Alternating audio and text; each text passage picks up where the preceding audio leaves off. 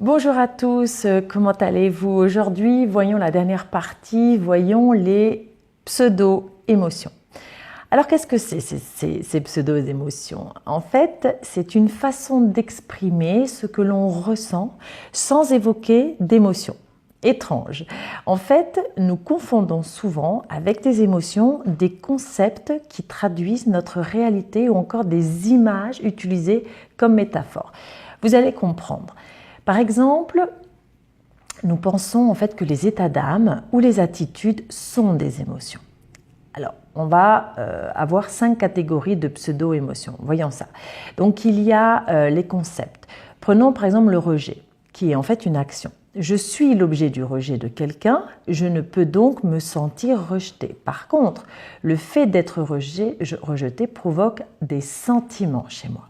Vous avez aussi les images. Nous employons très souvent des images pour traduire ce que nous ressentons. Par exemple, on peut dire petit, loin, étouffé, écrasé, etc. Nous utilisons donc des images pour traduire nos émotions.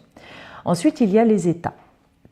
Genre, je suis calme, serein, ça c'est un état. De plus, ils sont souvent reliés à une saveur émotionnelle du genre je peux être calme et m'ennuyer, calme et triste.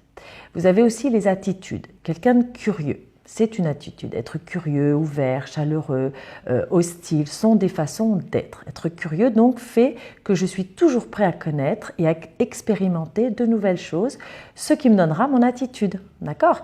Il y a aussi les évaluations. C'est le type d'ailleurs de pseudo-émotion qui est le plus nocif, on va dire. Par exemple, je me sens stupide. Il serait plus juste de dire « je me trouve stupide » car la stupidité est impossible à ressentir. Or, par définition, une émotion, ça se ressent.